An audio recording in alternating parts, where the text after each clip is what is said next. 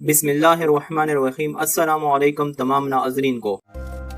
دنیا کی اربپتی بیکار سوشل میڈیا پر وائرل ہو گئی ہیں۔ بیکاروں کے اکاؤنٹ میں 1.25 ارب کی موجودگی کا انکشاف۔ 10 روپے مانگنے والے خاتون اب اربوں روپے جمع کر لیے ہیں۔ تفصیلات میں جانے سے پہلے اس ویڈیو کو لائک کریں اور ہر خبر سے باخبر رہنے کے لیے پاک رائز نیوز کے چینل کو ضرور سبسکرائب کریں اور ساتھ ہی بیل کا آئیکن بھی دبائیں۔ زیادہ دور نہیں، گزشتہ سال کی بات ہے کہ سوشل میڈیا پر ایک پاکستانی بیکاری جس کا تعلق ملتان کے علاقے مظفر گڑھ سے تھا، انگلش بولتے ہوئے دیکھا گیا۔ انگلش میں بات کرتے ہوئے بیکاری کی ویڈیو سوشل میڈیا پر وائرل ہو گئی تھی، مگر اس میں تجسس کی بات بیکاری کی انگلش میں بات کرنے کی نہیں، بلکہ اس کے اکاؤنٹ میں موجود 10 لاکھ روپے تھے، جس میں اس نے کچھ ہزار ڈیم فنڈ میں بھی جمع کرائے تھے۔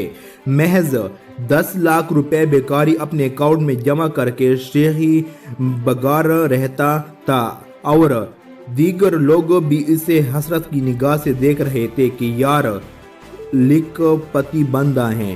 اگر ہم آپ کو بتائیں کہ یہاں ایسی بیکارن بھی دنیا میں موجود ہیں جو لاکھ یا کروڑ پتی نہیں بلکہ ارب پتی ہیں، تو آپ یقیناً بے ہوش ہونے کے قریب پہنچ جائیں گے۔ مگر حقیقت یہی ہے کہ لبنان میں ایک بیکارن کے اکاؤنٹ میں اربوں روپے کی موجودگی کا انکشاف ہوا ہے۔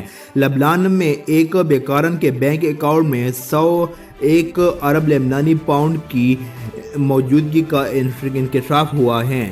وفا محمد نامی ارب پتی بیکارن کی مالی حیثیت کے بارے میں اس وقت انکشاف ہوا جب وہ اپنی جمع پونجی دوسرے بینک میں منتقل کرانے کے لیے لبنان کے مشہور جمال ٹرسٹ بینک میں کی گئی، جسے عسکری تنظیم حزب اللہ سے رابطے کے الزام میں امریکی پابندیوں کا سامنا ہے۔ مزید تحقیقات پر معلوم ہوا ہے کہ بیکارن 101 ارب لبنانی پاؤنڈز کی مالک ہیں، جو کہ پاکستانی روپے میں 13 کروڑ بنتے ہیں۔ سوشل میڈیا پر وفا کے نام کے کروڑوں پاؤنڈز کے 2 چیک بھی وائرل ہو رہے ہیں۔